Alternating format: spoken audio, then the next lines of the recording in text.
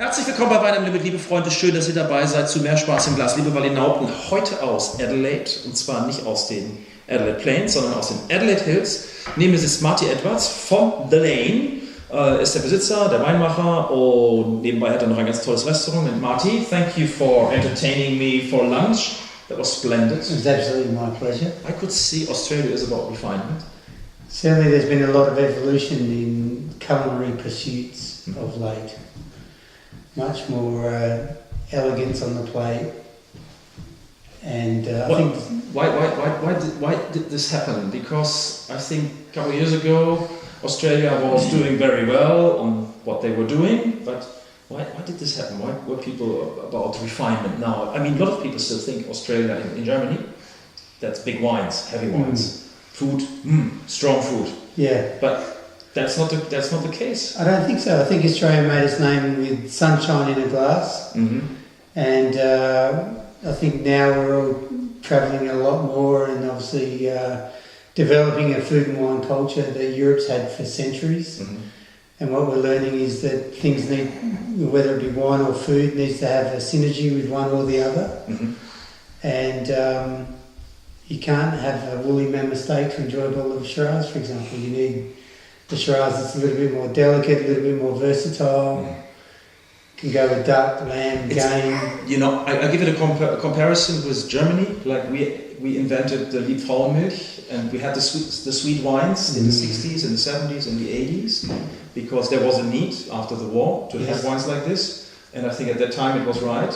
It's the same here. Probably when you started a cup, well, you didn't start in 20 or 30 years ago, but that was when the outcome was of Australia. Yeah, and Australia was based on sweet wines. It was only in the 60s and 70s that we went to drier table wines as we now know.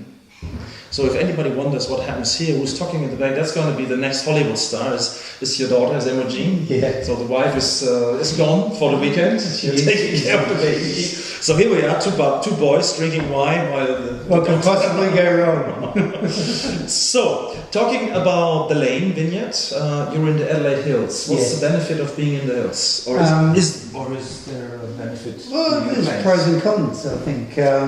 For us, the benefit, as we see it, is our resultant wine style from being up 500 metres altitude. So we can't turn off the Australian sun, so we still have warm days, so we still get those rich, opulent flavours, but very cold nights. Keeps the natural acidity in the wine, so we're not adding acid to anything.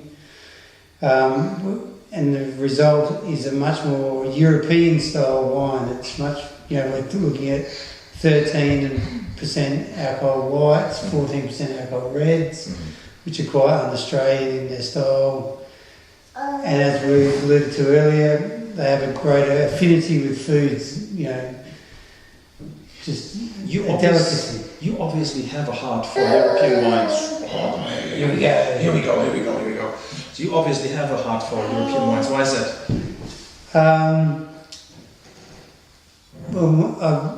European wines were the first ones I tasted. Okay. And I think we all have an epiphany at some point in our lives. Mine was food and wine, and it was Sancerre and goat's curd. Okay, that's what you started. It doesn't really get much better than that either. So purity, simplicity. Simplicity. It's what I experienced today at your restaurant too. Your food was very much on the product. In so many ways, I think less is more. You think we live in times where people think the other way? Oh, I agree completely. Yeah. I think if you can get the purest flavours in, and I'll say simplest form, but as we know with really good things that you think are simple, they're actually probably the most complex things you can find. Yeah. It's sometimes that the cut is more important than the rest. But there's nowhere to hide. Yeah. It's you in the glass, it's you on a plate, or the very essence of whatever went into that. Let's talk about purity about this wine. The Gathering. It's a blend of Sauvignon Semillon, to be honest. My most despised variety. Most favorite gathering of grape varieties when it comes to Australia. And not to say that Western Australian wines, Sauvignon Semillon, were to my dislike, but I was never overwhelmed and never really persuaded, unless there is proof that there is others, but Sure. the ones I've tasted weren't good.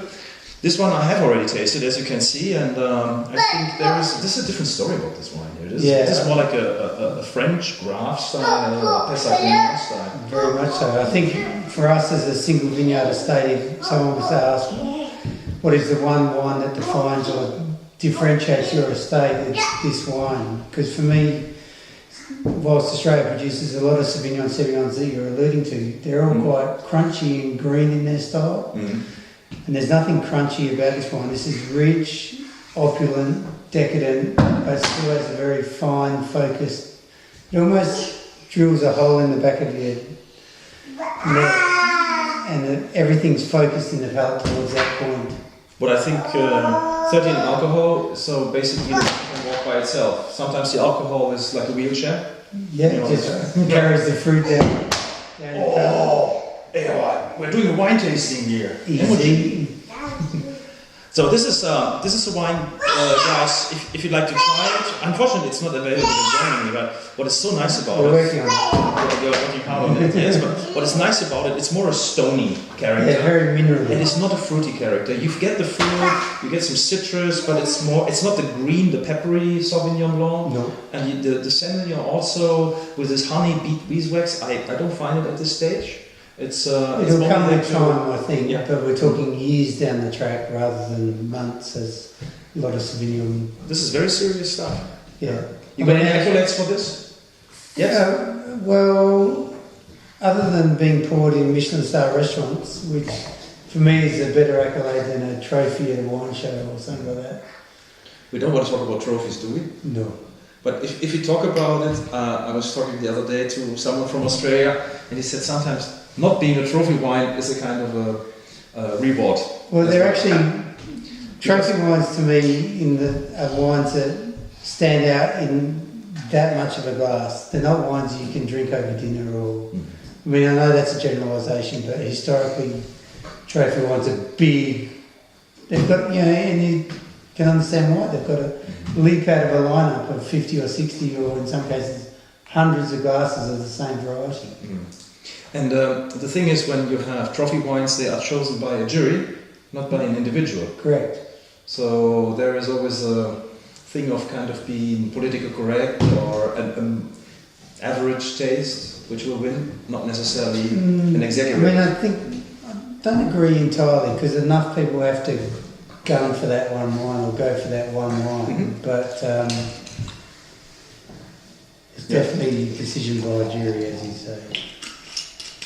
Well, nothing wrong with juries nowadays. Will you drink it up, or I need just go to the... Okay, so we're now following with the wine which I thought at lunch this was... Surprise, Henry. I wanted to show it to you guys. It's Shiraz, Adelaide Hills, The Lane. It's Block 5. And tell us a little bit about your philosophy about blocks and about how do you select these wines? Well, we're quite proud of our authenticity. So in every block, we have the Google Earth coordinates of each wine to say it's actually wine from somewhere rather than wine from anywhere. I mean, there is an absolute ocean of wine, not just from Australia, but I have a tasty wine. Come on, bub. That was actually the Google Earth coordinates in baby language. Okay. So basically, it's our whole philosophy is, because we don't buy fruit from anyone else and we don't sell our fruit to anyone else. We want it's got our individual thumbprint. What I especially or particularly like about it is the white pepper flavor. Yeah. And there is a lot of austerity, in a positive way, austerity. Yes. It's not a wine which is generous at the beginning. You need to fight a little bit, you need to struggle a little bit.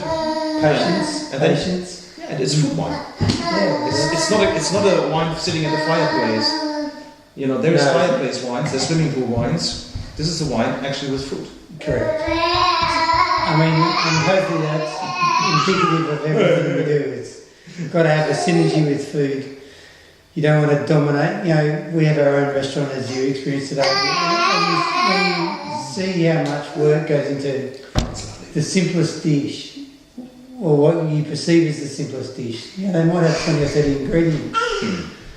You don't want someone to have that arrive and go, well, that looks amazing, I'll have a bite. Gee, that's incredible. Have a glass of wine, which then dominates everything from thereafter. It's got to work with food. And they're actually wines that you want to drink. Okay, so let's talk about the aromatic flavor profile of this wine. You get a lot of sour cherry, red fruit, pepper, black pepper, spice. Lavender and wildflower. It is more a northern Rhone.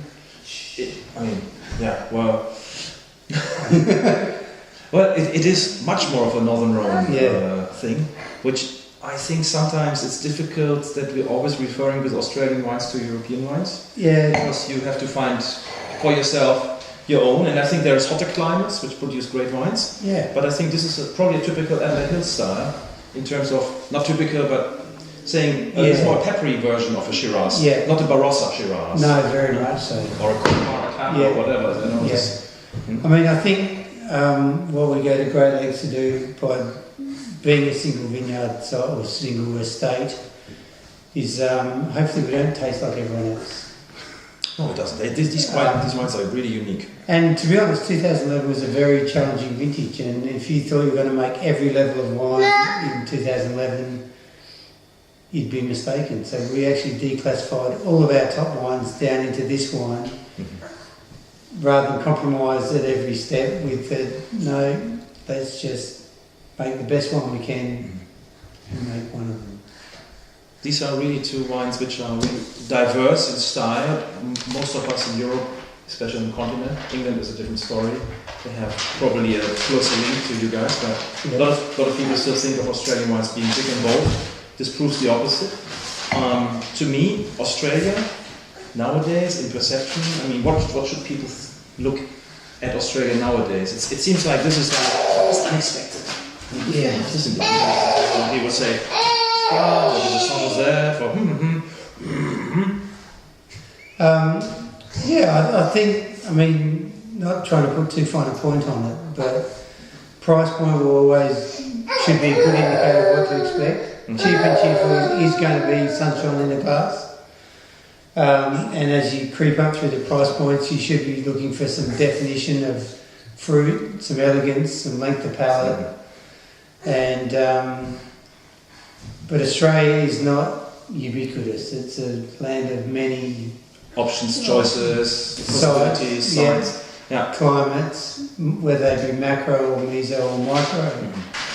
And with these wines, we're dealing with microclimates, so a lot of influences in a very small area. So in other words, it's like we should all take the drawer out and take another one out and think, okay, Australia was in that drawer, I put it now in that drawer, so it's more colourful than a lot of people think it is. It's certainly a lot more diverse. Yeah. And as you said at the very beginning, a lot more refined. Yeah. But this is a good point for both wines. I do like them very much. And again, not available in Germany, but in England. In England. I'm sure they'll ship them to you. Okay. Marty, I say thank you very much. It's been a pleasure. Imogen, probably going to be turned out after this. You're going to be a Hollywood star now. Okay? On the other hand, probably you're going to see that in a couple of years. It's going to be on YouTube, so you're going to be on YouTube, okay? Yeah. Say goodbye.